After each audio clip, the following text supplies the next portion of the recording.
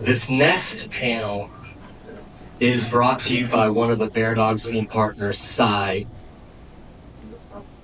Nagarajan from Human Sense Labs. Working together, we help mid-market investors and operators drive shareholder value and create a competitive edge through AI and digital transformation. Whether it's building and scaling new AI and digital ventures, optimizing margins, achieving operational excellence, or upskilling boards and key leaders, Sai and his team help businesses unlock their full potential in a rapidly evolving landscape. This is a truly unique panel at the intersection of policy, strategy, and disruptive technology innovation, where entire new futures and fortunes are made. Here's Sai to announce the panel. Good afternoon. That was a tough act to follow, the state treasurer. So hopefully we'll do justice here. I'm looking forward to a packed hour here. We have a couple of electeds here with us. We have Vice Mayor Murali Srinivasan from Sunnyvale. We are anticipating Greg, another council member from Palo Alto, is in the room. I know Matt Mahan, the mayor of San Jose, and confirmed, and I see security detail outside, so we'll give them a moment here. We might be analysts, consultants. Okay. Any other categories we missed? Citizens, constituents, awesome. Here's what we want to do today, right? We want to have a truly interactive and fun discussion here to bring to life what it means to be Silicon Valley, what does innovation really look like. And I'd like to kick off with, if I may, with the mayor of the capital of Silicon Valley, Matt Mahan. And what we're going to do is we're going to ask each of you to spend a few moments, introduce yourselves, your background, your passion, and then something about your city that might be an unusual or a unique fact that folks might not know. But with that, over to the mayor of San Jose, the capital of Silicon Valley. Thank you, sir. Appreciate it. Thanks so much. Well, good morning, everyone. Thank you for having me. Thrilled to be here. My only request is that next time you convene, we do it in downtown San Jose. All right. But I'm really happy to be here. It's a great group. Let me just give you a quick overview. San Jose is the largest city in Northern California, nearly 1 million residents, and we are where about half of the tech workforce lives and calls home. And so if you want to shorten commutes for your tech employees, setting up shop in North San Jose, downtown San Jose is a strategic way to do that.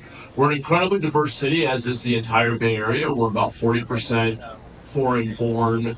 I think it is that diversity and the fact that we are such a welcoming and inclusive and safe, by the way. We are by far the safest big city in the region of the big three. About half of the crime rate of San Francisco, about a fifth of the crime rate of Oakland. And I think that our focus on being welcoming and inclusive and diverse, but also getting the basics right, being safe, being clean, being business friendly, which are major priorities for me, is part of the reason that we've seen just incredible innovation. We have just an amazing entrepreneurial class in San Jose, which is true again of the entire South Bay, but 60,000 small businesses, over half of which are immigrant owned. Our metro area, which includes some of my neighbors here, leads the nation in patents per capita, including in AI and machine learning. In fact, AI and machine learning patents in the San Jose metro are roughly double those of San Francisco and Oakland combined. And that's number 2, with New York being number 3.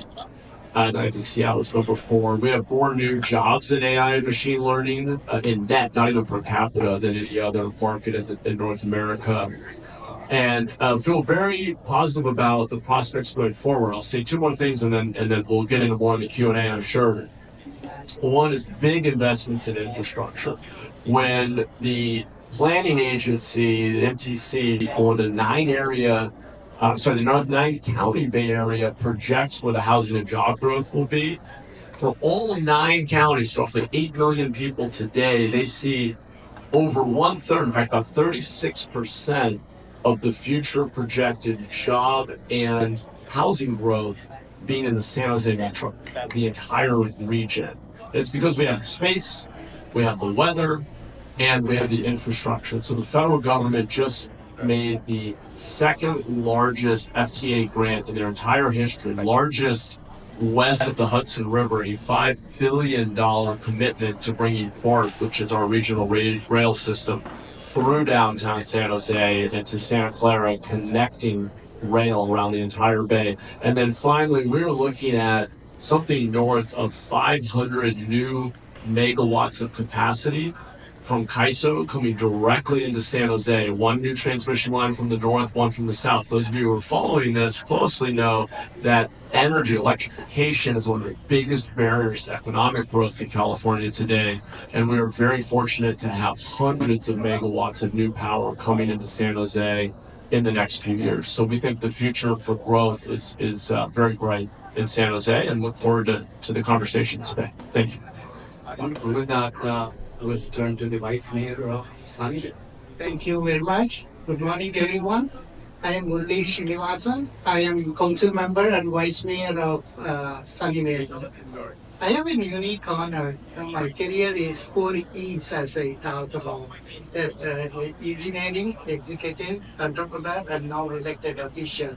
That gives me a unique perspective. My career was entirely in Silicon Valley. My view is, though it's the Sunnyvale focus, it's more Silicon Valley centric. All my efforts today are regional basis. I'm so impressed with San Jose's achievements and then all the leadership. And we briefly talk about Gov AI. But regarding my background, I have a master's in computer science and master's in management from Stanford. I am, for all of you who might be interested, I am a certified cloud architect from both Google and AWS. I represent Sunnyvale on National League of Cities on Congressional Advisory Committee and IT Committee. With that, we are able to learn from other cities and participate in AI, using AI for our city. So regarding Sunnyvale, yeah, impressive as San Jose. We are the second largest in Santa Clara County. We are home to one of the large tech companies from Google, Facebook, Microsoft. Name the company, they have presence in Sunnyvale. Most of the companies are right across from us. So for me, Sunnyvale is just a boundary. Silicon Valley is the bigger picture here. For example, the Apple headquarters is just other side of Old State, which is in Cupertino. Similarly, Google is on the other side of Mountain View. And then the interesting thing about Sunnyvale has been historically, we have been very, very business friendly. We had a large presence, even now, large presence of military establishment, Lockheed. We are home to high tech, biotech, and then in fact manufacturing. We have one of the largest sausage manufacturer in Western Hemisphere in Sunnyvale. Who would have expected that? And then we are looking to be part of the AI community. Personally, I am putting together an informal AI team to work on cities' problems. We have obviously a clear, clean, pristine data set, and we know the problems we need to solve. We are looking at other cities, leveraging other cities' leadership and initiative. For example, other cities have come up with frameworks which we will be part of and leveraging. And then one last thing, for me personally, AI and security go hand in hand. AI or any technology without the protection of people doesn't make sense. So for me, AI and cybersecurity are some integral part of my efforts. Thank you very much. Awesome. And, if it's okay, we'll jump on the other side and come and wrap up with our host, Council Member. Good morning. Good morning. Good morning. Oh, here we go. How's everybody doing today? Good, Raj. Excellent. Doing great. Thank you. So my name is Raj Salwan. I'm a current council member for City of Fremont. I've been there since 2013. I'm also a candidate for mayor this November. And so City of Fremont is the second largest city size-wise in the Bay Area after San Jose, and we're the fourth largest population-wise. We are the leader of advanced manufacturing, so we do more advanced manufacturing than any other city in the area. We're also a leader in clean technology. We have 55 million square feet of industrial land, which is very easily converted to businesses or industrial uses. We have zoning that is pretty much ready to go, so you don't have to go through a lot of permits or planning commissions or things like that. We allow for routine uses that are common in Silicon Valley to make them happen right away. We are also home to Tesla, which is the largest auto manufacturer in the country. We have 32,000 jobs, and we also have the supplier effect. We are also home to a lot of battery companies. We have e-tour companies, so there's so much happening in Fremont. And we are a business-friendly city. We also want to be more business-friendly. So we do have a robust economic development department that's always trying to prioritize businesses to see how we can get them in and fast track everything as much as possible. We have a lot of room for expansion. We have a lot of land, and we're looking forward to getting more involved in other industries, such as become another hub of the Silicon Valley. So we definitely love to have more tech jobs. We lead in all the other aspects, but we have a lot of engineers, a lot of CEOs, CFOs, a lot of talent that goes through our city because we're at the crossroads between the housing and the jobs, and more people choose to live in Fremont. So we love to make Fremont one of the places where people can work instead of going all the way to Santa Clara or Sunnyvale or Palo Alto or all those, which I love. Is a regional thing, so I love all of our cities.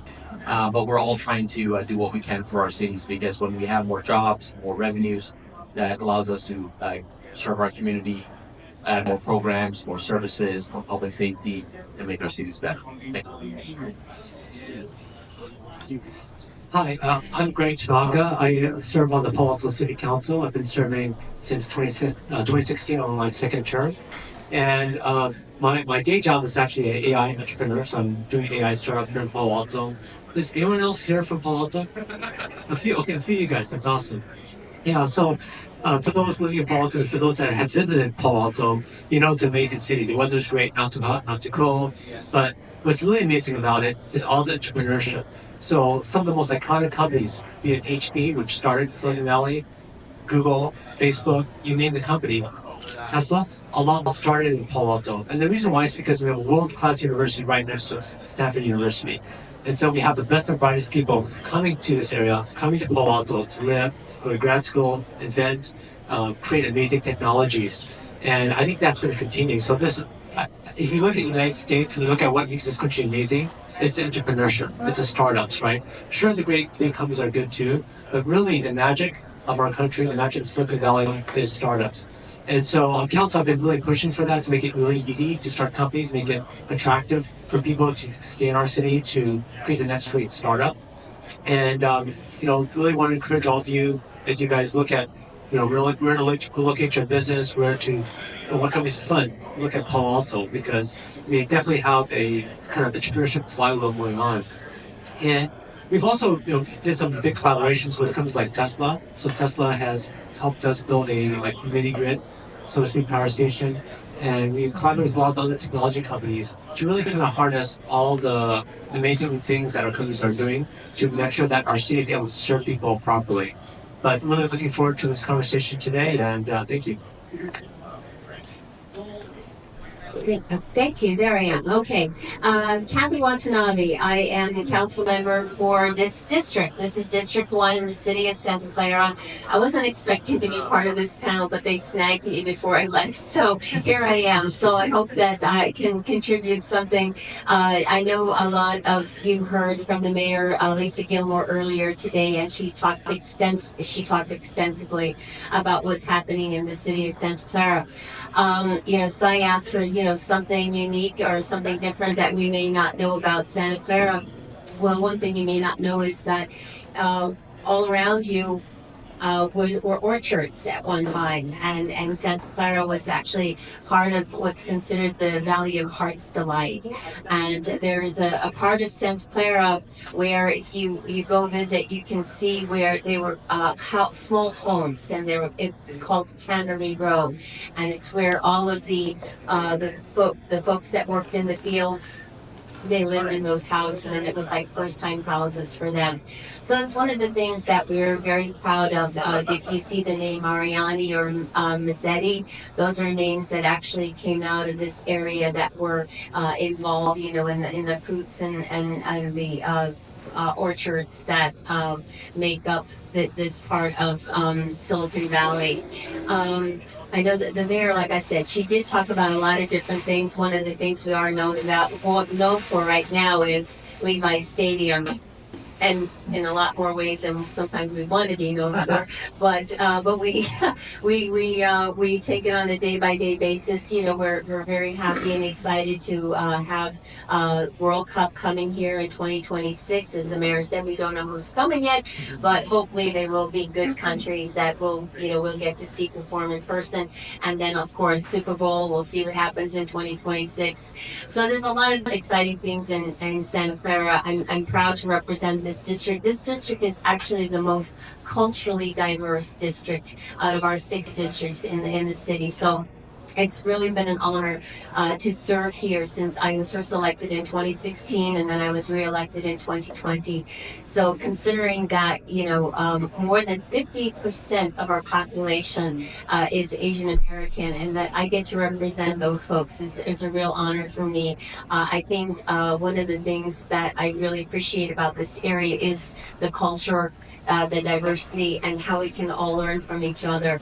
And on top of that, the things that we can learn as electeds and working with our colleagues and working across the borders, because one thing we know is that our problems don't stop at the border, they cross the border, and together by collaborating we can build good things and develop good policies. So look forward to the discussion. Awesome, thank you.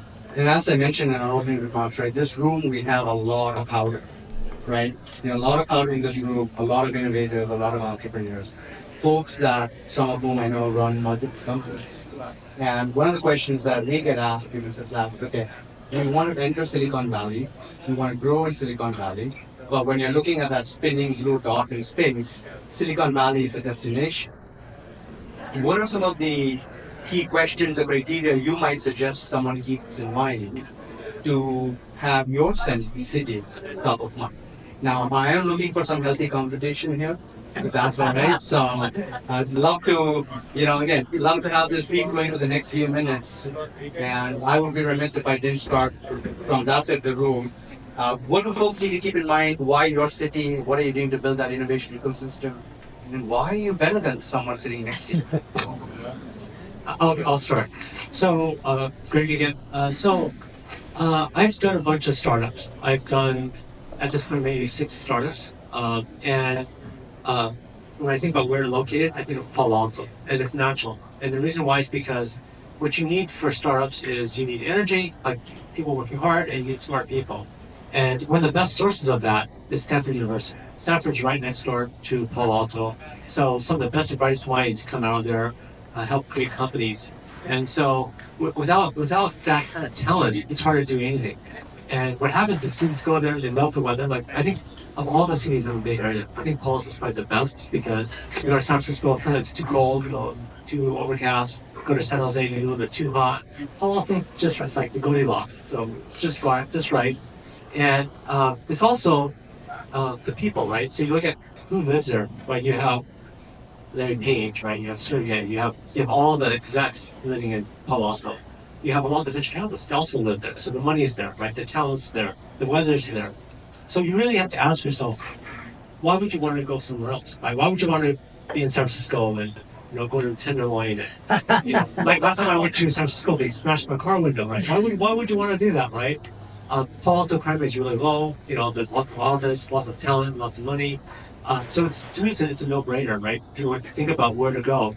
Now, I think that the real competitor to all of our cities actually is work from home. So a lot of people have been saying, well, we don't need office, we'll just go virtual. my current job, we're actually in a kind of a place called Playground. Have any of you guys been in Playground Global? A few of you guys, okay, yeah. So if you guys can Playground Global, it's like Google on steroids, right? It's like a super nice space for startups. And there's probably about 60 startups. And I'll say most of them are kind of AI startups or robotic startups. And the neat thing about being in person and the neat thing about, especially early stage startups, is you need kind of people in the same room because it's a battle, right? Startups are crazy hard. Most of them do not make it. And that energy of all the other startups that are together, like I'm there on weekend drinking away, so are a lot of other people. And that kind of energy is very infectious. And plus, there's a lot of collaboration building, right? So I'm in the same space as Grok. I'm not sure if you've heard of Grok, but it's a accelerator for AI. I'm in the same space as a lot of other amazing startups. And I think that kind of synergy, the collisions, they call it, the collisions that happen in a space like this are just amazing. So, anyways, I think to me it's a hands down no-brainer to be involved. Then that's a great question. Why would you go anywhere else? And I'm sure Raj probably has a perspective on that. Well, it's like, it's all your kids. Each child has different strengths. So I won't compete necessarily. They're all great cities here and great leaders. City of Fremont, I think, is a good balance in the sense that we have more jobs than housing. So that's very good. We have room to expand. We have, for example, a lot of companies have startups, but then they need to build something. So City of Fremont is a place where you can build lots of things. So we are the leader in advanced manufacturing. We have the expertise in that. We have our staff that's trained in that to expedite those processes. We have 4 transit-oriented developments, in which we have 4 transit stops. So we have ACE Train, Amtrak. We have 2 out of 3 BART stations. The third one is still not funded, but hopefully we'll have that soon. So that connects us to the Silicon Valley and San Francisco and everywhere, really. We also are in a strategic location because we are at the crossroads of where most of the housing now is, because people can't seem to afford to live in a lot of the housing, especially Cupertino, Palo Alto, all these cities. And so Fremont is one of those places where we still have adequate housing. We're still building more housing. We've honored our commitment. We've been one of the first cities to get our housing element approved. And we're still building. So we can have a very nice environment in a small city, in a big city. So you get the feel of the small city, and we're still the 4th largest city. And we can have a lot of the engineers, the CFOs, CEOs live in Fremont. And we have housing at all levels. As far as our main expertise is advanced manufacturing, we are the number 1 place for advanced manufacturing. So if you want to build something, City of Fremont is your place. We also are a leader in clean technology. We have more clean technology companies than any other city. We also are a leader in battery. And one of the areas we're trying to pivot to is get more tech companies coming to Fremont. So I think we are your partner. We are, just on the verge of greatness. And I think we need to work with our business leaders, our early investors, to bring more investment in the city of Fremont. I think we are well positioned to take it to the next level because we have the space, we have the know-how, we have the business leaders, and we also have a city that is willing to work with our business to expedite process. So those are some of the high-level things. I can talk about more later, but thank you so much. Awesome. So we got Palo Alto and Fremont. Love to hear. I'm sure San Jose has a perspective. But before we get to San Jose, maybe we'll give Sunnyvale a chance. And I see Mayor Mahan has been taking some notes here. So Got my pitch. he's got his pitch. But then let's do this fun. Since he's got his pitch, we'll start with Mayor Mahan. Okay. And then that gives you Murali some time to respond to that. How's that? Yeah. Okay. Give a nice time. After that, this is nice. You didn't want to be competitive, right? Remember, you're competing for capital and the best talent to be deployed in the cities, for that best talent to live and work in the cities. Yeah, it's a great question. And I think, the point that I think was made earlier, all great cities, and I do actually think our South Bay economy rises or falls together. I think there's a lot of people move across city lines every day, and there are a lot of synergies. But I will try to lay out the case for why San Jose is where we're projecting most of the growth. And I think why you should be looking in San Jose. And there are a few things. One is, I think the pandemic and this issue of return to office really flipped things on its head. So for years, the location of a corporate headquarters was, whether big or small, frankly, the best predictor was proximity to the CEO's house, which meant that they were all pretty close to Menlo Avenue. And today, what we're seeing is I've been to a lot of ribbon cuttings in the last year and a half in North San Jose as companies have come down the peninsula because they've surveyed their workforce. And if they want people to come back in person, well, guess what? They'll live in San Jose. And so our historical maybe disadvantage of being the housing provider for Silicon Valley has suddenly turned into a major advantage because of the pandemic and the fact that people don't want to sit in traffic for an hour each way anymore. And so we are seeing a counter trend finally, and I think that's really worth considering and really mapping where do you think your workforce is going to be. And we find that most of them are living in our beautiful, safe, sprawling suburban neighborhoods kind of to the south. So that would be kind of pitch one. Also on workforce, and Stanford's an incredible institution and have a lot of respect for it. We've also seen a lot of folks, like people in this room, who are starting companies may come out of Stanford, but Silicon Valley's workforce is actually largely provided by San Jose State University. In fact, San Jose State, which is one of the few public universities with its campus in a downtown, with the kind of transit accessibilities we have in downtown San Jose, San Jose State graduates more technical degrees every year than any other university in the state of California. In fact, when we talk to major employers, they tell us that they hire more San Jose State graduates every year to their companies like Apple, Google, Facebook, etc., than the entire Ivy League combined. Any other single university by far. So again, workforce is being trained there, technical talent is there. I mentioned transit accessibility. This is another mega trend. As we built out the Bay Area and traffic is as bad as it's ever been, and people are prioritizing quality of life and even moving to places like Miami for quality of life considerations. My wife's from there, so I had to get that shot out of there. We're finding that mode shift and being able to offer people alternative modes of mobility is really important. And again, downtown San Jose is adjacent to the Diridon Station, which will be the most important multimodal transit hub on the West Coast, with more train, bus, and light rail connections than any other station west of the Mississippi. And we now have BART coming there, and we'll be announcing this week that Caltrain electrification is now running all service on Caltrain. It's now fully electric to downtown San Jose. So that's another piece of it.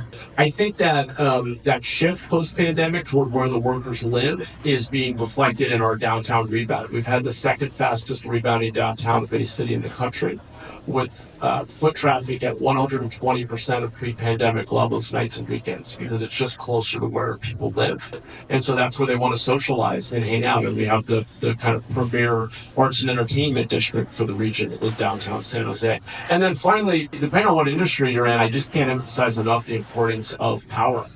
And the fact that we have 2 new CAISO lines coming in with over 500 megawatts of power, one directly to the downtown San Jose and downtown West Diridon Station area, and then one to North San Jose, is a huge comparative advantage, and I think really critical as you plan potential growth, especially if you're in R&D, data centers, manufacturing. The reliable access to power is going to be a really important consideration.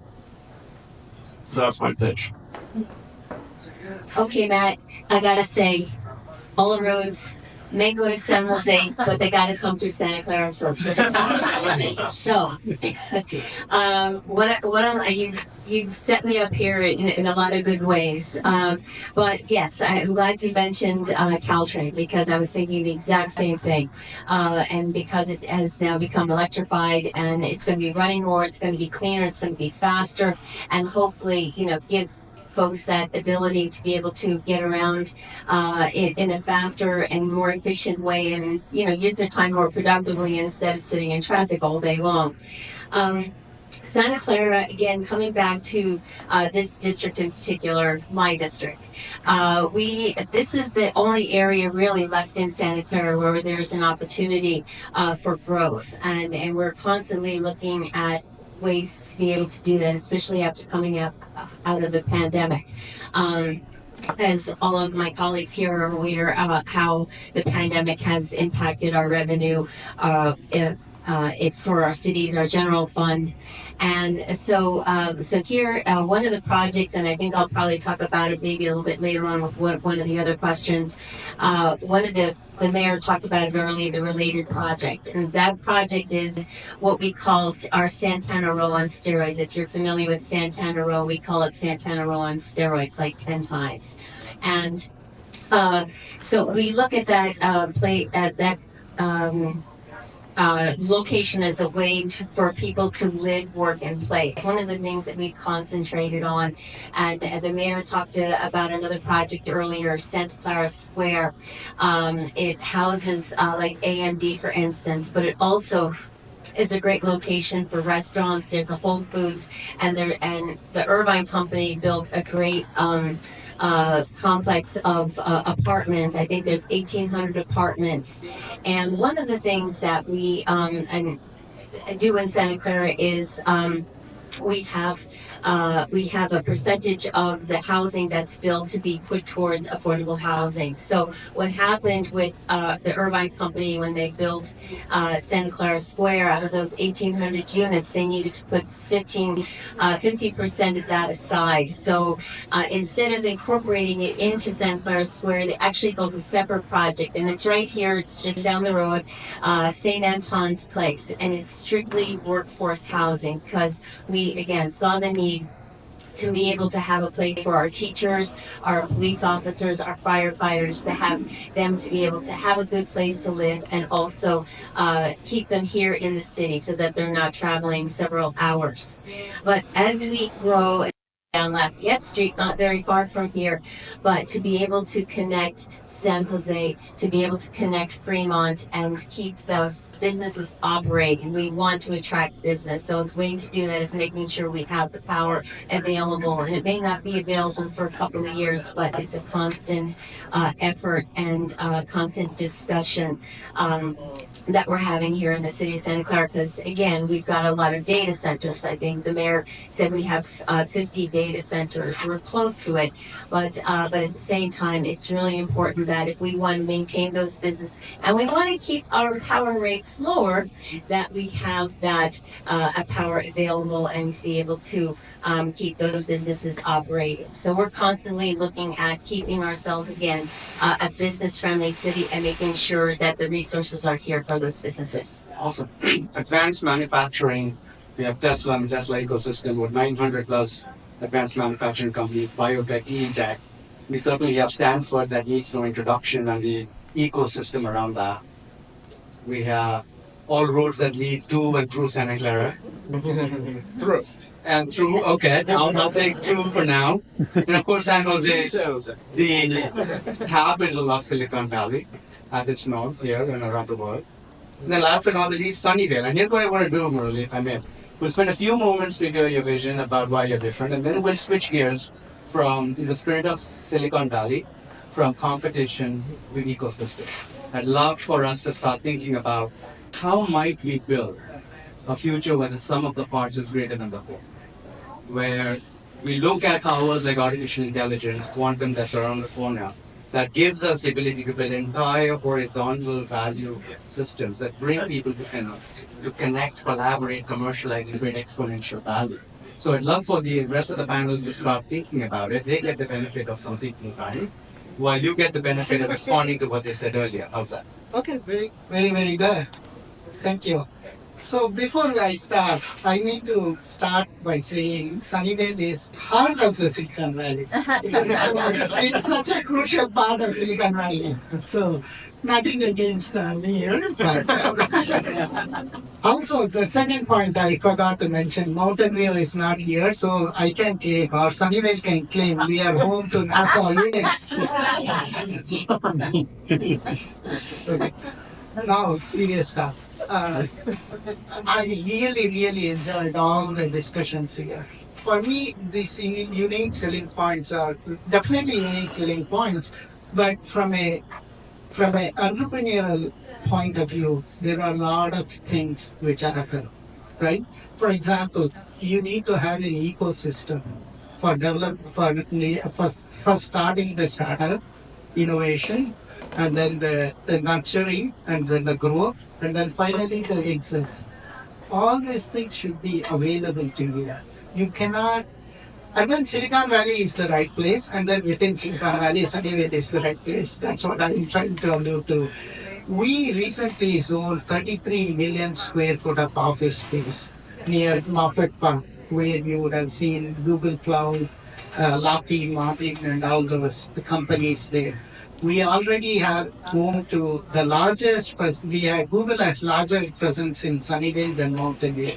We have large presence from Apple, Facebook, Microsoft, and all these big companies. And then of the 33 million square foot of office space, 7% is dedicated to innovation. And then this is an area right next to the bay. We call it innovation and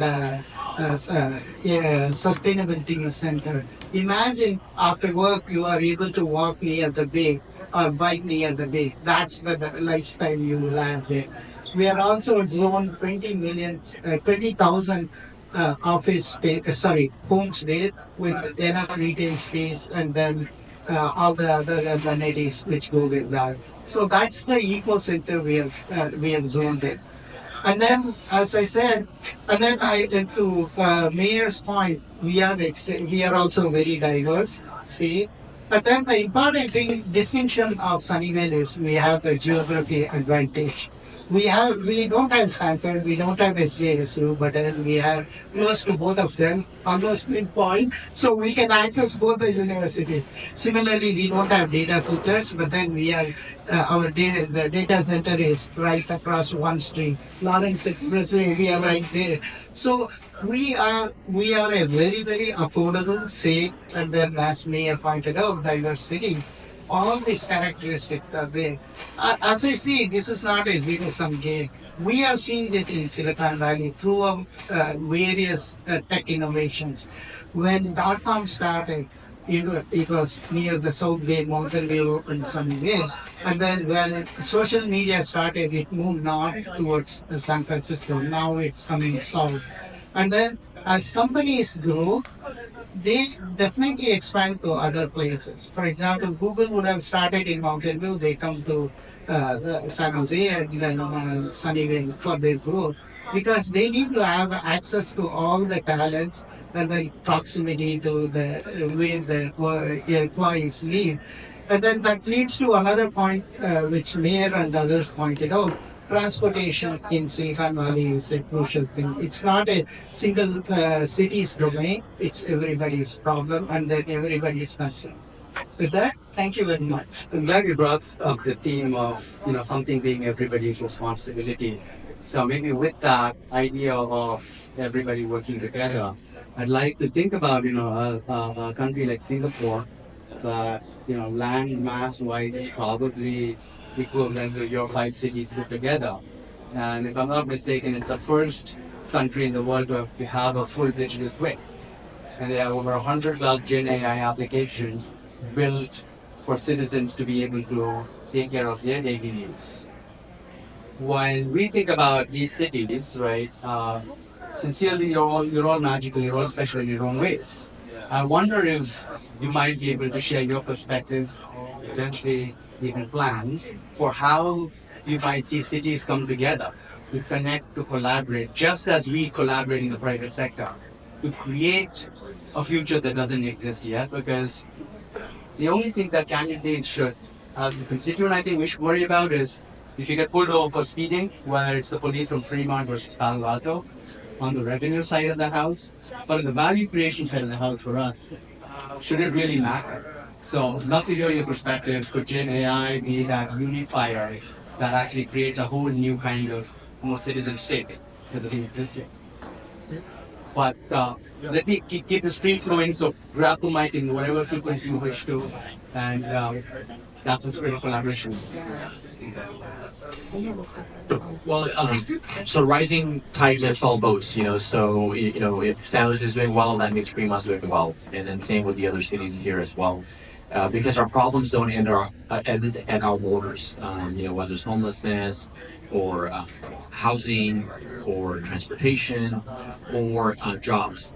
So, for example, like you may have a city that maybe starts out in Palo Alto, but maybe they need to manufacture. So Fremont could be that place where they can do advanced manufacturing and build things. So I think I'm all for collaboration, and if Palo Alto's doing well, that means we're doing well, because Palo Alto can't take care of all the businesses. Some of them have to go other places, and Fremont is proud to pick up so many businesses like that just are not able to get served properly wherever they are. Maybe they need to much larger facility, or maybe they need some expertise in fire. And so in City of Fremont, we do have some in-house talent where we don't require federal or state inspections, where our City of Fremont staff can do it themselves. And we also have by right zoning in some places, so you don't have to go through any fancy permissions or approvals or delays. We can hit the ground running right away. So our big strength is that we are very actively looking to expand. So Tesla was one of those opportunities where they were looking for a factory, and we had the GM factory. So we were able to get them in quickly. Bloom Energy also was looking for a facility. We were able to expand in Fremont. With land research, we were able to allow for some zoning changes that allowed them to build higher and bigger. So that allowed them to stay in Fremont rather than move to other areas like Livermore or Palo Alto. We were able to change zoning near the Barton Bridge, where we were able to accommodate Facebook. So we're the other end of Facebook on the other side. And so because of the traffic is such a big problem. I mean, the worst time I ever had was dropping my kids off in Stanford. That was like the worst week of my life, because it took so long to go there, so long to come back, and I was pretty miserable. And I was thinking of all those people that do this every day. How is it possible? And so I think more and more people are looking for convenience. They're looking for being close to home. And so I think City of Fremont, we're maximizing that benefit. Even people can't afford to live in Fremont anymore, because we're not getting young families coming in. They're living in Brentwood, Sacramento, and so forth. So I think there's a huge need for housing for all these jobs. And all these cities are great, but I think we need to build more housing as well. Palo Alto needs to do their share, Santa Clara needs to do their share, Cupertino needs to do their share, because people have to move further and further away. And we have to relook at how do we have jobs near housing. So if cities like Fremont get more jobs, Dublin, San Ramon, I think it will cut down a lot of commute, a lot of traffic, and we need to see how we can connect the Bay Area better. We need to bring that ring that was promised to us, ring on the BART, right? And that was what was mentioned, and somehow, our leaders failed us in that part. We should have made that happen at that time. And so we need to now redo everything. It costs a lot more money. It costs billions of dollars to get these new BART stations. And so now we need to take the initiative and do it now before it gets more expensive. So I look forward to collaborating with my fellow leaders here to see how we can make one united Bay Area so that everybody does well. Thank you. Yeah, I think that's really well said. I kind of think Silicon Valley very much as an ecosystem, right? You think about like a body, right? Body doesn't survive with just a head. It doesn't survive with just an arm. You need it all working together. So maybe, you might start off like Palo Alto with a lot of innovation, a lot of entrepreneurship, right? But when you need that muscle, right? Like for instance, Tesla opened a factory. They still have the headquarters of engineering at Palo Alto, but they have a factory in Fremont, right? That makes sense, right? And then for all the workers, of course, San Jose provides a ton of housing, which is great. So all the cities working together kind of creates that body, right? That has all the different elements that all the different cities provide. So it's very much like that. And I do agree with the sentiment that the South Bay does rise and fall together. So in some ways, it's one big city. You guys can't even tell when you're in one city versus the other. But I think one of the keys of it is actually transit, having really good transit. So this morning, I had the honor of taking the electric Caltrain. Has anyone else taken it? A few of you guys. Yeah, it was actually amazing. It had Wi-Fi on there. They said there's outlets in every seat, but I didn't see one in my seat, so I'm not sure what happened there. But there was Wi-Fi, which is great. There's a rack on top. I rode my skateboard here, so I rode my electric skateboard from Palo Alto to the Caltrain, then from the Lords to here, and pretty smooth, right? So I think micromobility, like BART around the Bay Area, electrified Caltrain. I mean, hopefully, maybe one day Caltrain will be underground. And so I think this is what makes like the whole whole thing work, right? Is the transit, the infrastructure, the cities working together. But to the point about AI, actually, I think this is probably the biggest, most exciting thing going on right now. Any of you guys here involved in AI at all? A few of you guys, okay, everyone, right? It seems like everyone. If you're not working with AI, what are you doing? So as a city council member, I actually use AI in my office, and I think there's actually a lot of opportunity for all of us elected to do this. I actually think AI has a big potential impact in terms of making government more efficient. So I took the municipal code for Palo Alto. I put it in. I did something called vectorization. Basically, put it in so that it's in the context window of LLMs, which for the guys in AI, you know what I'm talking about. So when people email me, constituents email me, they get the best answer back. I have staff reports in there. I have the municipal code in there. I have all the emails they send me. So when we respond back, people are just blown away, like, oh my God, Councilmember Tanaka is the most caring council member ever. And really, I think this is the opportunity for us elected officials to do, is to leverage the technology, because we can really hear the people better, and respond back to them better. We could work with other cities better. So I think using AI in government is actually a big opportunity to really kind of lift because the five of us up here, we are basically in customer service. Customers are here. We are a customer service agency, right? We are, our job is to make sure the people, the residents, the business owners, the workers, are served well. And AI allows us to do that. So if you look at where AI is getting the best penetration, customer service, right? You know, a lot of people sometimes complain about, oh, it's so hard to get a permit, or, you know, utilities doesn't answer my call, or whatever it happens to be.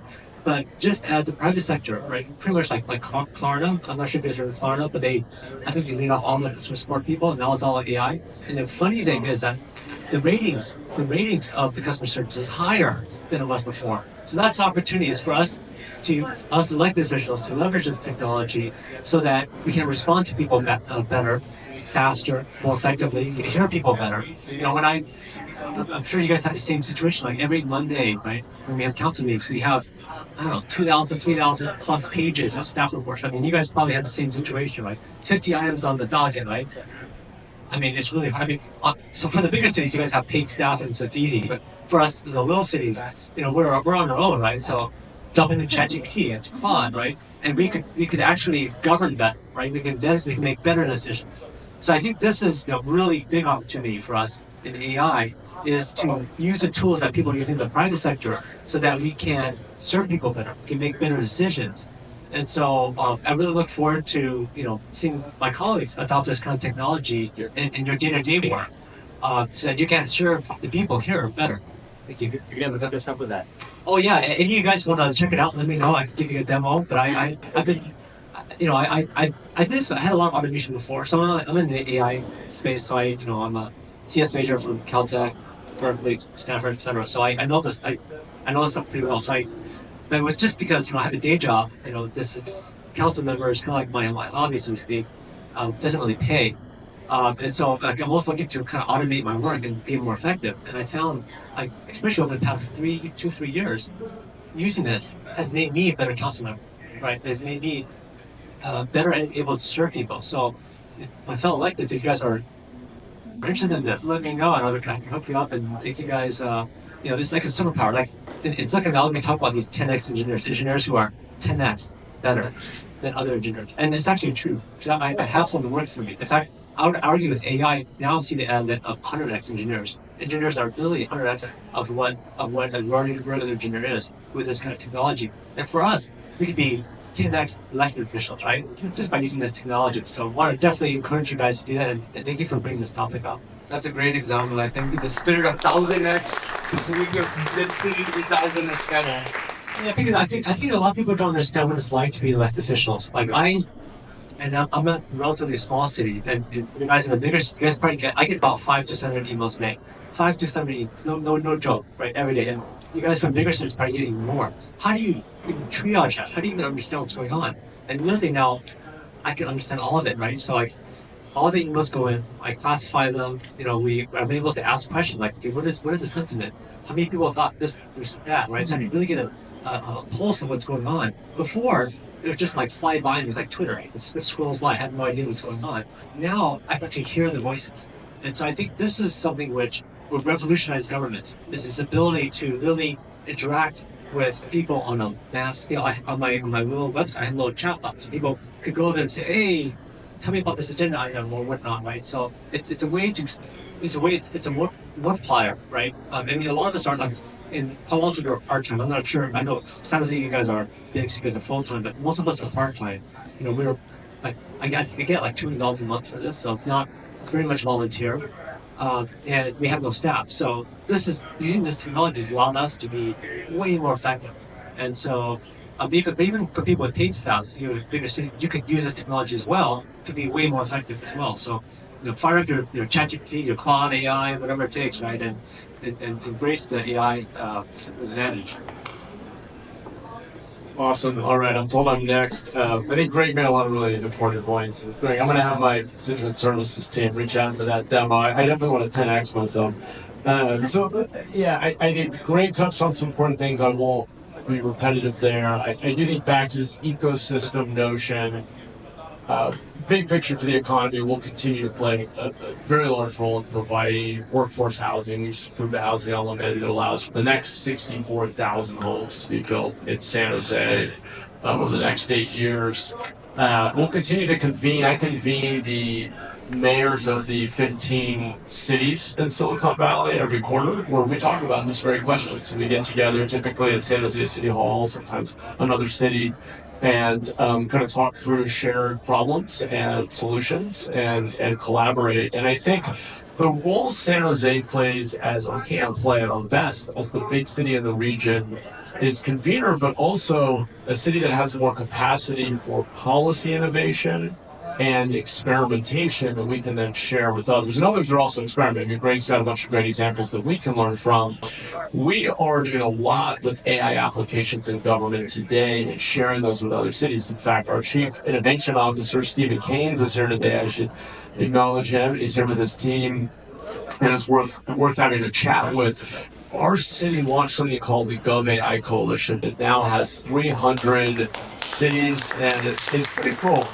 We have over 300 cities, counties, and other government agencies and entities around the country that are now collaborating, sharing information. Because we were years ahead in our work on digital privacy and cybersecurity and how we would approach AI, we've been able to share that with other cities around the country and counties and help them accelerate their work rather than having to reinvent the wheel. And we have now a vendor registry, or collectively vetting vendors and making sure we're asking the right questions of them and creating a shared kind of knowledge bank that cities, that government agencies across the country can draw from. So really proud of that work. In fact, our GovAI Coalition, it's now again 300 government strong, is working with GovTech and Bloomberg to host our first ever GovAI conference in downtown San Jose this December. So if you are interested in seeing firsthand AI innovation in the civic space and those potential very large customers, by the way,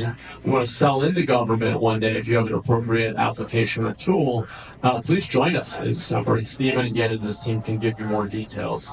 In terms of that innovation experimentation, we're applying AI across so many of our departments. We are doing object detection in roadways to preemptively identify and proactively report potholes in an automated way. We have sensors on city vehicles. We're starting to pilot sensing all kinds of things, not just potholes, but graffiti, illegal dumping, street lights that are out, homeless encampments that might need services. We can actually do a lot with city-owned and contracted vehicles with sensors on them.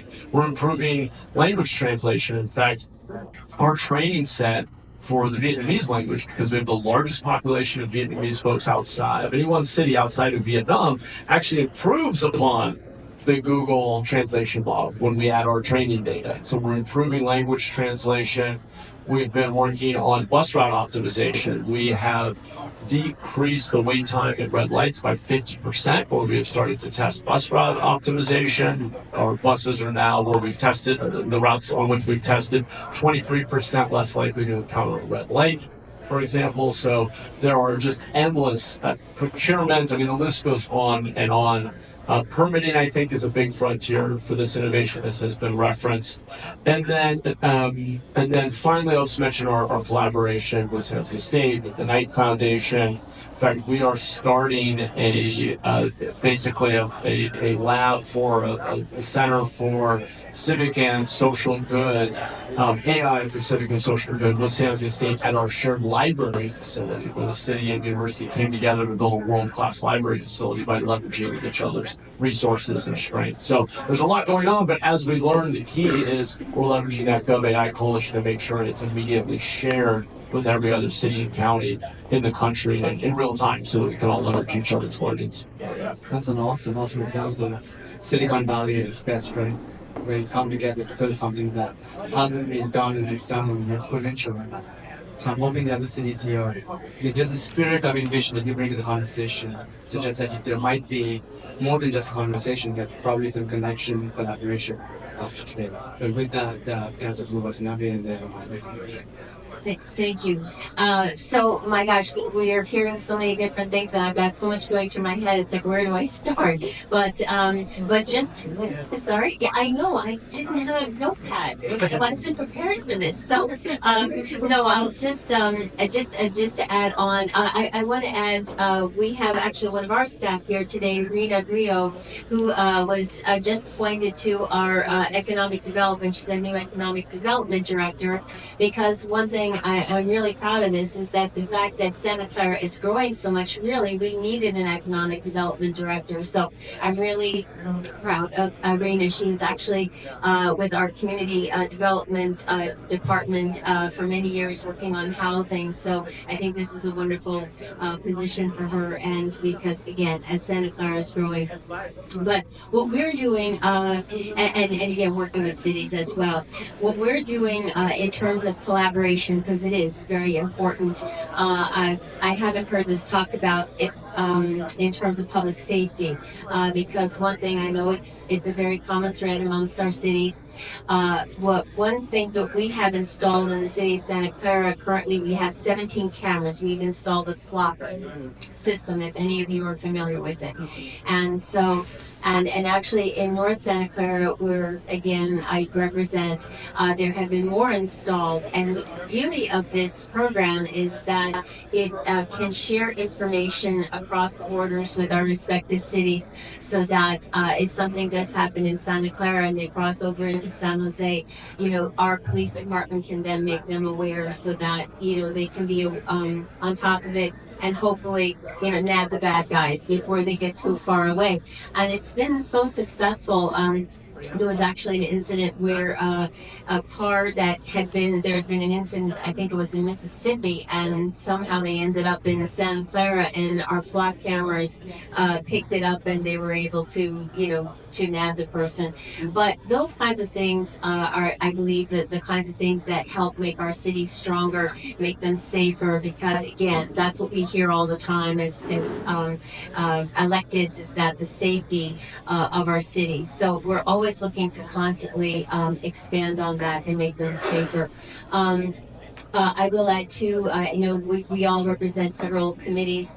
One of the committees I do serve on has to do with the wastewater treatment plant. And one of the things that is being addressed there is the Bay Area, and how we're always talking about climate change and how the waters are rising. So we're looking at ways to make sure that,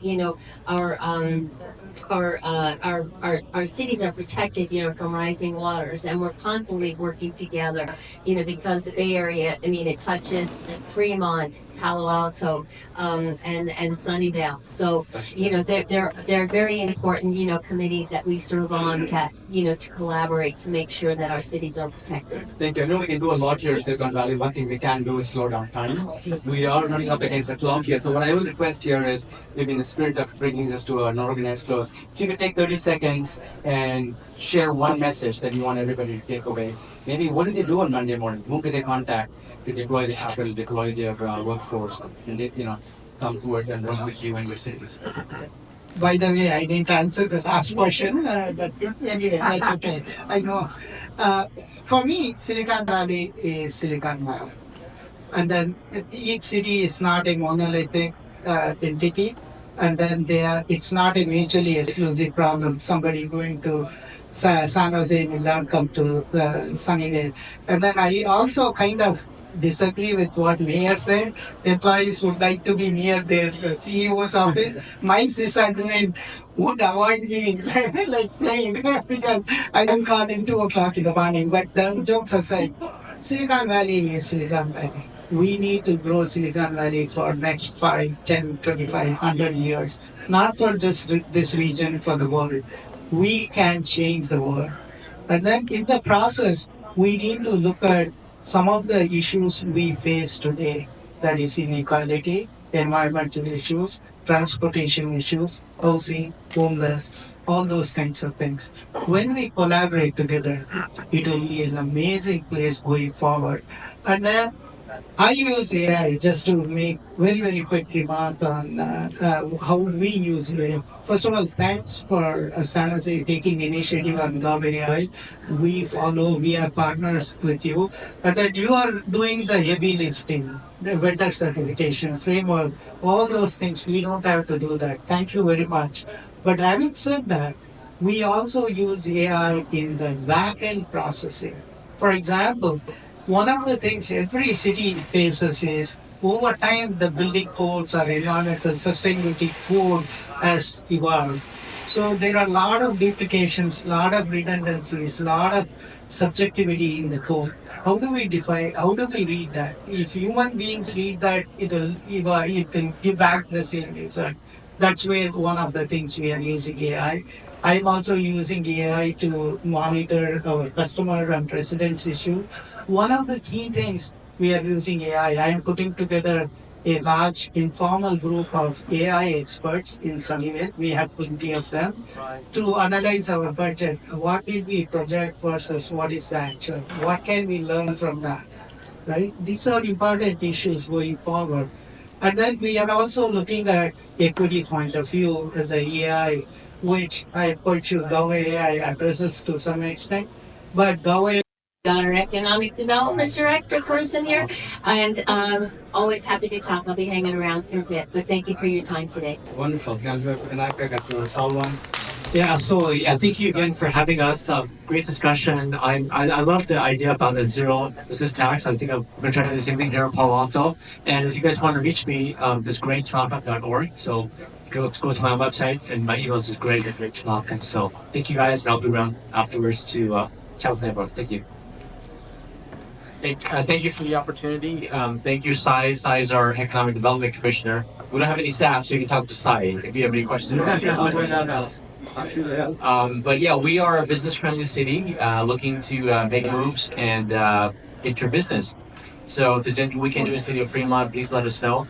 And we'd love to be the leader in advanced manufacturing, clean technology, battery technology, and also bring more tech jobs to the city of Fremont.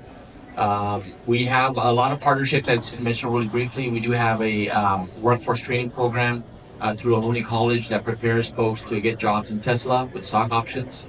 We also have Manufacturing Week. We're the largest, we have the most Manufacturing Week companies that will participate and get involvement. And we also have training programs that create the pipeline for the workforce. So thank you again for the opportunity. I look forward to working with all of you, and until next time, thank you. Thank you. Thank you. I forgot to mention, we have Sunnyvale Tech Expo is on October 3rd in historic Murphy Avenue from 11 to 2:30. Please participate. It will be very, very exciting. From Google to NASA to all these organizations will be there. We would like to see you there. Thank you very much. Awesome. With that, thank you. Thank you for the time.